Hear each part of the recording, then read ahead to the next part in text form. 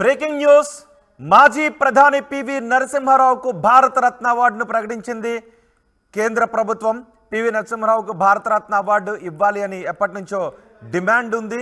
ఈ నేపథ్యంలో ఇప్పుడు మాజీ ప్రధాని పివి నరసింహారావుకు భారతరత్న ప్రకటించింది. పివికి భారతరత్న ప్రకటించడంపై హర్షం వ్యక్తం చేస్తున్నారు. 1991లో ప్రధానమంత్రిగా పనిచేశారు పివి నరసింహారావు. వరంగల్ జిల్లా నర్సంపేట మండలం లక్నేపల్లిలో జన్మించారు పివి నరసింహారావు. 1921లో ఆయన జన్మించారు. 1996లో ఆయన మరణించారు. భారతరత్న ఒకే ఏడాదిలో 5గురికి భారతరత్న ప్రకటించడం ఇదే తొలిసారి. మాజీ ప్రధాని చరణ్ సింగ్, ఎంఎస్ స్వామినాథన్కు భారతరత్న ప్రకటించారు. పివి నరసింహారావుకు భారతరత్న ప్రకటించడంపై అందరూ హర్షం వ్యక్తం చేస్తున్నారు. పివి నరసింహారావుకు భారతరత్న ప్రకటించిన విషయంపై మరింత సమాచారం మా ప్రతినిధి రామకృష్ణ అందిస్తారు. రామకృష్ణ, భారతదేశ మాజీ ప్రధాని, తెలుగు వ్యక్తి, తెలుగు వారు గర్వించదగినటువంటి గొప్ప వ్యక్తి పివి నరసింహారావుకు కేంద్ర ప్రభుత్వం భారతరత్న ప్రకటించింది. కొద్దిసేపటి క్రితమే కేంద్రం ఈ అంశాన్ని దీనికి సంబంధించి ప్రకటన చేసింది. మరి ఈ మాజీ ప్రధాని చరణ్ సింగ్ కూడా ఈ సత్కారం దక్కింది. మరి చరణ్ సింగ్ తో పాటు అగ్రికల్చర్ సైంటిస్ట్ ఎంఎస్ స్వామినాథన్ కూడా ఈ సత్కారాన్ని పొందారు. మరి చూస్తున్నట్టుగైతే ఒకే ఏడాదిలో దాదాపుగా ఇంతమందికి భారతరత్న ప్రకటించడం అనేది తొలిసారని చెప్పొచ్చు. పివి నరసింహారావుకి భారతరత్న అనేది ఇప్పటి నుంచి లాంగ్ డిమాండ్. ఇది యాక్చువల్ గా కాంగ్రెస్ ఎప్పటి నుంచో డిమాండ్ చేస్తుంది. 10 ఏళ్ల పాటు యూపీఏ సర్కారు ఉన్న టైంలో కూడా భారతరత్న పివి నరసింహారావుకి ఇవ్వలేదు. కానీ ఇప్పుడున్న ఎన్డీఏ సర్కారు పివి సేవలను గుర్తించి ఆయనకు భారతరత్న ఇవ్వడంపై ఇది కాంగ్రెస్ వాదులు, పివి అభిమానులు కూడా చాలా సంతోషాన్ని వ్యక్తం చేస్తున్నారు. మరి అలాగే మాజీ ప్రధాని చరణ్ సింగ్ కూడా భారతరత్న వరించింది. దాంతో పాటు ప్రముఖ వ్యవసాయ శాస్త్రవేత్త ఎంఎస్ స్వామినాథన్ అంటే తెలియని వాళ్ళు ఉన్నారు. ఎంఎస్ స్వామినాథన్ చాలా పెద్ద శాస్త్రవేత్త. ఆయనకు కూడా ఈసారి ఈ భారతరత్న వరించింది. మరి గ్రీన్ రెవల్యూషన్ లో, హరిత విప్లవంలో ఆయన అందించిన సేవలు ప్రపంచంలోనే భారతదేశానికి మంచి గుర్తింపు తీసుకొచ్చాయి. అలాగే పివి నరసింహారావు ఒక తెలుగు వ్యక్తి. దాదాపుగా ఆయన సేవలు దేశానికి ఆయన సేవలు అందించారు. ఉమ్మడి ఆంధ్రప్రదేశ్ కు ఆయన సేవలు అందించారు. మరి ఈ నేపథ్యంలో ఆయనకి ఎప్పుడో రావాల్సింది, కానీ ఇప్పుడు కేంద్రంలోని ఎన్డీఏ సర్కారు పివి సేవలను గుర్తించి ఈ రోజు భారతరత్న ఇవ్వడంపై సర్వత్రా హర్షం వ్యక్తం అవుతుంది. రోహిత్, ఈ కొద్ది రోజుల క్రితమే బీజేపీ సీనియర్ నేత ఎల్కే అద్వానీ కూడా భారతరత్న వహించడం జరిగింది. మరి ఒకే ఏడాదిలో 4గురికి భారతరత్న రావటం అనేది భారతదేశ చరిత్రలో ఇదే తొలిసారని చెప్పొచ్చు. రైట్, నిజానికి పివి నరసింహారావు విషయంలో కాంగ్రెస్ పార్టీ ఆయనకు అన్యాయం చేసింది అని చాలా కాలం నుంచి విమర్శలు కూడా చేస్తుంటున్నారు. ఈ నేపథ్యంలో బీజేపీ పివి నరసింహారావుకు భారతరత్న ప్రకటించడాన్ని ఏ విధంగా చూడాలి? దీనిపైన ఎటువంటి రాజకీయ పరమైనటువంటి వ్యాఖ్యలు కూడా వచ్చే అవకాశం ఉంటుంది. అయితే వాస్తవంగా చూసుకున్నట్టుగైతే కేంద్రంలో 10 ఏళ్ల పాటు సంకీర్ణ సర్కారు నడిపినటువంటి యూపీఏ అంటే కాంగ్రెస్ ఆధ్వర్యంలోని యూపీఏ ఇలాంటి ఈ పివి నరసింహారావు విషయంలో చాలా నెగ్లిజెన్సీ చేసిందనే విమర్శలు అయితే బాగా ఉన్నాయి. మరి అంత విమర్శలు చేసినటువంటి కాంగ్రెస్ పార్టీ పివి నరసింహారావుకి ఎలాంటి గౌరవం కూడా ఇవ్వలేదు. మరి దీని నేపథ్యంలో ప్రస్తుతానికి ఎన్డీఏలోనేటువంటి బీజేపీ ఈ రోజు పివి నరసింహారావుకి భారతరత్న ఇవ్వడంపై చాలా ఆనందం. కాంగ్రెస్ లోని పివి అభిమానులు ఎవరైతే ఉన్నారో వాళ్ళందరూ కూడా ఆనందం వ్యక్తం చేస్తున్నారు. అలాగే పివి నరసింహారావుకి ఈ అవార్డు ఇంత తొందరగా ఇస్తారని చెప్పి ఎవరు ఊహించలేదు. అది కూడా 2 నెలల్లో ఎలక్షన్స్ రాబోతున్న నేపథ్యంలో కేంద్ర ప్రభుత్వం ఇలాంటి నిర్ణయం తీసుకోవడం చాలా అందరూ కూడా ఆనందం వ్యక్తం చేస్తున్నారు. పివి నరసింహారావుకు భారతరత్న అవార్డును ప్రకటించడంపై అందరూ హర్షం వ్యక్తం చేస్తున్నారు. కాంగ్రెస్ ప్రభుత్వం కేంద్రంలో అధికారంలో ఉన్నప్పుడు ఇవ్వడానికి అవకాశం ఉన్నా పివి నరసింహారావుకు భారతరత్న ఇవ్వడంలో కాంగ్రెస్ ఎటువంటి చొరవ చూపించలేదు అనే విమర్శలు కూడా ఉన్నాయి. ఈ నేపథ్యంలో ఇప్పుడు బీజేపీ పివి నరసింహారావుకు భారతరత్న అవార్డును ప్రకటించింది. దేశ అత్యున్నత పౌర పురస్కారం భారతరత్న పివి నరసింహారావుకి ఇవ్వాలి అని ఎప్పటి నుంచో డిమాండ్ ఉంది. ఇప్పుడు పివి నరసింహారావుకు భారతరత్న అవార్డు ప్రకటించడంపై హర్షం వ్యక్తం చేస్తున్నారు. భారతరత్న పివి నరసింహారావుతో పాటు ఎంఎస్ స్వామినాథన్ కూడా భారత ప్రభుత్వం దేశ అత్యున్నత పురస్కారాన్ని అందించింది. 1991లో ఆయన దేశానికి ఎన్నో సేవలను అందించారు, ఎన్నో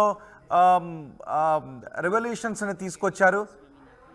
1920 ఓటులో ఆయన జన్మించారు, 1996లో ఆయన మరణించారు.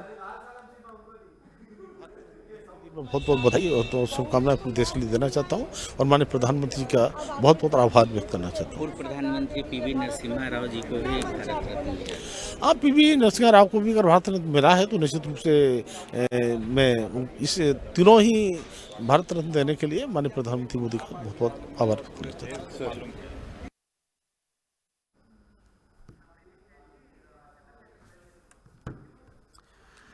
పివి నరసింహారావుకు దేశ అత్యున్నత పురస్కారాన్ని ప్రకటించడంపై అందరూ హర్షం వ్యక్తం చేస్తున్నారు. తెలంగాణ నుంచి ఒక తెలుగువారు దేశ ప్రధాని కావడం అనేది మొత్తం తెలుగు జాతికి గర్వకారణం.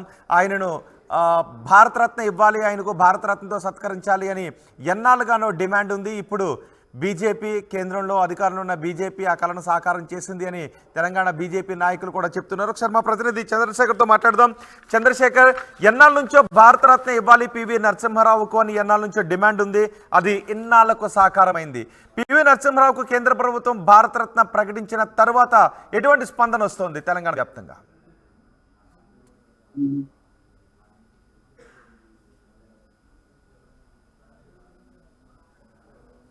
చంద్రశేఖర్. Thank you Rohit.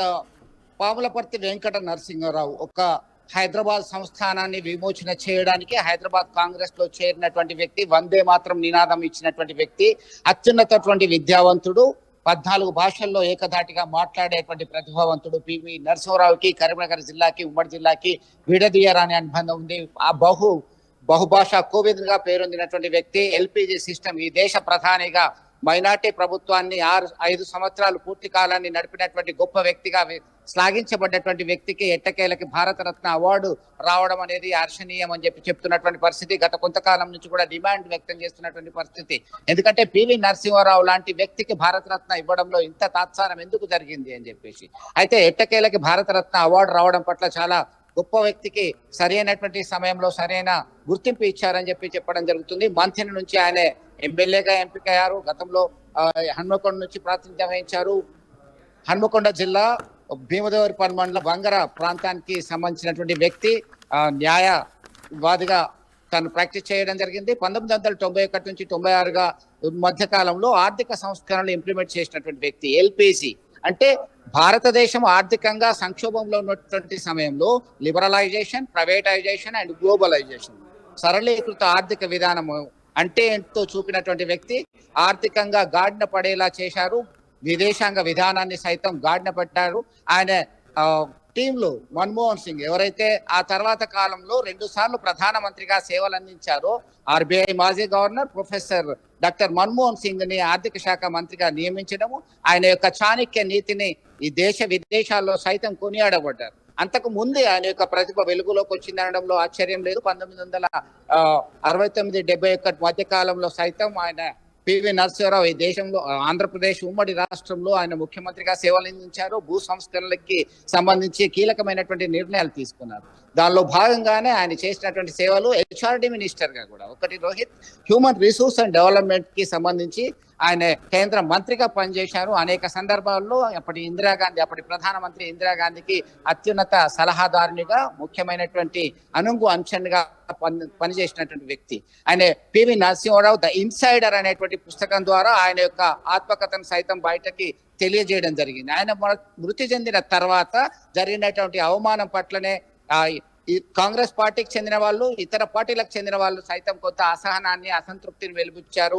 ఆ ఒక్క కారణం తప్ప మిగతా అన్నిట్లో కూడా ఆయన తనదైన శైలిలో ముద్ర వేశారు. ఎందుకంటే కేవలం ప్రైమ్ మినిస్టర్ అంటే పప్పెట్ కాదు, కీలుబొమ్మ కాదు అనేటువంటి దాన్ని నిరూపించడం జరిగింది. అప్పుడున్నటువంటి క్రియాశీలకమైనటువంటి కాంగ్రెస్ పార్టీ సంక్షోభ సమయంలో రాజీవ్ గాంధీ అసాసినేషన్ జరిగిన తర్వాత కాంగ్రెస్ పార్టీ పగ్గాలు ఎవరు చేపడతారు? దేశ ప్రభుత్వాన్ని, దేశంలో కాంగ్రెస్ ప్రభుత్వాన్ని ఎవరు నడిపిస్తారనేటువంటి కాలంలో గొప్ప రాజనీతిజ్ఞంగా పేరొందినటువంటి ఈ వ్యక్తికి అవకాశం రావడం పట్ల అందరూ కూడా హర్షం వ్యక్తం చేశారు. అనుకున్నట్టుగానే తన ప్రతిభా పాఠవాలతో నొప్పించక తానువ్వక అంటూ దేశ విదేశాల్లో ఆయన యొక్క పేరు ప్రఖ్యాతలు, భారతదేశ ఖ్యాతిని కూడా ఇన్మడింపజేసినటువంటి పరిస్థితి మనం గమనించవచ్చు. ఇంకొక ముఖ్యమైనటువంటి విషయం ఏంటంటే, పివి నరసింహారావు ప్రభుత్వం పోయిన తర్వాత మళ్ళీ అటల్ బిహారీ వాజ్పేయి 13 రోజులు, ఆ తర్వాత 13 నెలల కాలంలో వచ్చిన కాలంలో అంతకుముందు పోఖ్రాన్ లో జరిగినటువంటి అణు పరీక్షలు 1993 అణు పరీక్షలు, 2 హైడ్రోజన్ బాంబులకు సంబంధించినటువంటి అణు పరీక్షలకు సంబంధించి కలాం, ఏపీజే అబ్దుల్ కలాం సంబంధించినటువంటి సేవల్ని మీరు వినియోగించుకోవాలని ఒక స్లిప్ కూడా ఇచ్చినట్టుగా మనకు సమాచారం అందింది. ఈ క్రమంలో దేశం పట్ల అంకిత భావం, దేశభక్తి, ఆర్థిక సరళీకృత విధానాలు, విలువలు కలిగినటువంటి రాజనీతిజ్ఞత, ఇవన్నిట్లో కూడా ఏ ఒక్క మచ్చ లేనటువంటి నాయకునిగా పివి నరసింహారావుని కొనియాడుతున్నారు. దీనికి సంబంధించి పివి నరసింహారావుకు ఖచ్చితంగా రావాలి భారతరత్న అని చెప్పేసి వచ్చినటువంటి డిమాండ్ నేపథ్యంలో ఇప్పుడు 51 వ్యక్తి భారతరత్న, ఈ దేశంలోని అత్యున్నతమైనటువంటి పౌర పురస్కారం భారతరత్న అవార్డు, భారతరత్నకి సంబంధించిన గౌరవం లభించింది మరణానంతరము. ఈయన 51వ వ్యక్తి. దానికి సంబంధించి చాలా సంతోషాన్ని వ్యక్తం చేస్తున్నారు. మనతో మాట్లాడడానికి సీనియర్ రిపోర్టర్ ఉన్నారు, జర్నలిస్ట్ మధుకర్ ఉన్నారు. మధుకర్, చెప్పండి, పివి నరసింహారావు ఈ దేశంలో అత్యున్నతమైనటువంటి క్రియాశీలక రాజకీయాల్లో తనదైన ముద్ర వేశారు. ఆర్థిక సంస్కరణలో విలువలు కలిగినటువంటి రాజకీయవేత్త, కరీంనగర్ బిడ్డగా పేరొందినారు పివి నరసింహారావు. ఎట్లా చూడొచ్చు? భారతరత్న కరీంనగర్ జిల్లా ముద్దు బిడ్డ మాజీ స్వర్గీయ నరసింహారావు గారికి రావడం అనేది పివి నరసింహారావు గారికి అత్యంత గౌరవ పురస్కారం అని చెప్పొచ్చు. భారతరత్న రావడం అనేది చాలా మందికి ఈ దేశంలో ఒక డ్రీమ్, కానీ చాలా ఆలస్యం అని మనం అనుకోవచ్చు. ఎందుకంటే ఇప్పుడు ఈ రోజు ఇంత సంతోషంగా ఉన్న ఒక తెలుగు బిడ్డకు రావడం, అందులో కరీంనగర్ బిడ్డకు రావడం అనేది చాలా సంతోషకరమైన విషయం.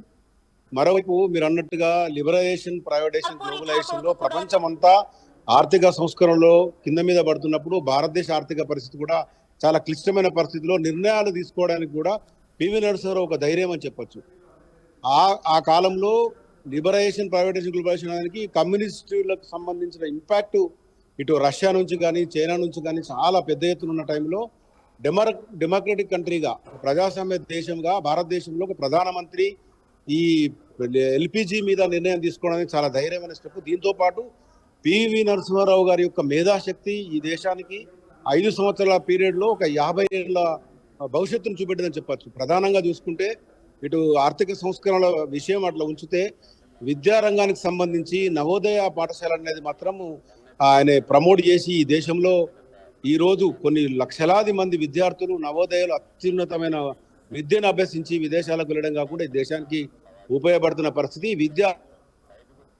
గ్రామీణ విద్యార్థులకు అసలు ఒక రెసిడెన్షియల్ పాఠశాలలు ఎన్ని ఉన్నా కూడా, రాష్ట్రాలు హ్యాండిల్ చేస్తున్న పాఠశాలలు ఉన్నా కూడా, కేంద్రం నుంచి కేంద్రీయ విద్యాలయాలు ఉన్నప్పటికీ కూడా నవోదయ కాన్సెప్ట్ అనేది మాత్రం చాలా అద్భుతమైన కాన్సెప్ట్. పల్లెల నుంచి ఉన్న విద్యార్థులను అత్యంత ప్రజలను వెలికదీసి వాళ్ళందరినీ కూడా ఇంటర్మీడియట్ వరకు 10th వరకు చదివిన స్కూళ్ళ నుంచి కూడా వీళ్ళందరినీ రాష్ట్రాలకు ఇమిగ్రేషన్ చేసి కూడా ఆ రాష్ట్ర భాషలను కూడా, అంటే ఒక ప్రత్యేకమైన కాన్సెప్ట్ తో వచ్చిన నవోదయ విద్యాలయాలు పివి నరసింహారావు జీవితంలో ఒక మైలురాయి అని చెప్పచ్చు. రాజకీయ చతురతలు ఎన్నున్నప్పటికీ కూడా అప్పుడు ఆయన చనిపోయిన తర్వాత జరిగిన రాజకీయ కుట్రలో భాగంగానే మన జిల్లాకు సంబంధించిన ఒక ప్రధానికి అవమానం జరిగిన ఒక ప్రజల్లో చాలా ఒక బాధ ఉండే. ఈ రోజు భారతీయ జనతా పార్టీ ఆధ్వర్యంలో ఆయనకు భారతరత్న రావడం అనేది నిజంగా చాలా సంతోషం. ఈ విషయంలో ఒక రకంగా కాంగ్రెస్ పార్టీ అధికారం ఉన్నప్పుడు కూడా గుర్తింపు లేదు, అంటే రాజకీయ కోణాలు ఉన్నప్పుడు కూడా ఈ రోజు బీజేపీ గుర్తించి ఆయనకు ఇవ్వడం అనేది మాత్రం చాలా సంతోషమైన విషయం అని చెప్పొచ్చు.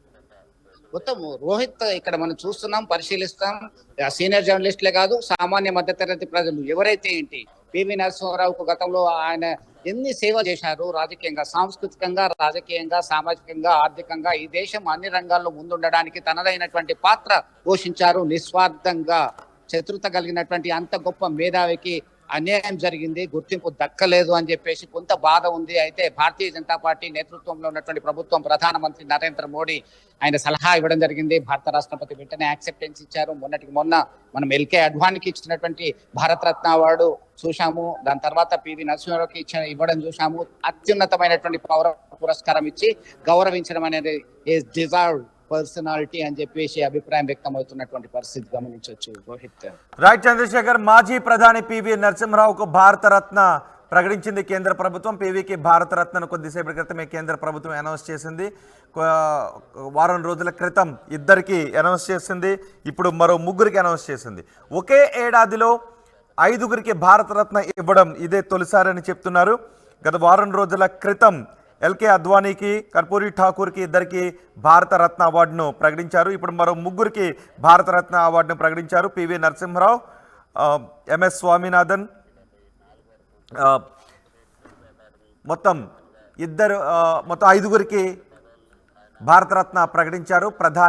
మాజీ ప్రధాని పివి నరసింహారావుకు భారతరత్న ప్రకటించడంపై తెలుగువారంతా కూడా గర్వాన్ని వ్యక్తం చేస్తున్నారు. ఇప్పటికే లేట్ అయ్యింది, ఈపాటికే ప్రకటించాల్సి ఉంది. గత యూపీఏ ప్రభుత్వమే ప్రకటించాల్సి ఉంది. ఇప్పటికైనా భారతరత్న ఇవ్వడం చాలా సంతోషం అనే అభిప్రాయాన్ని వ్యక్తం చేస్తున్నారు. పివి నరసింహారావు వరంగల్ జిల్లా నర్సంపేట మండలం లక్నేపల్లిలో జన్మించారు. 1921లో ఆయన జన్మించారు.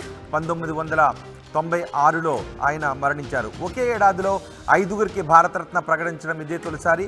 మాజీ ప్రధాని చరణ్ సింగ్, ఎంఎస్ స్వామినాథన్కు భారతరత్న ప్రకటించారు. మొన్ననే ఎల్కే అద్వానీకి, కర్పూర్ ఠాకూర్కు భారతరత్న ప్రకటించారు.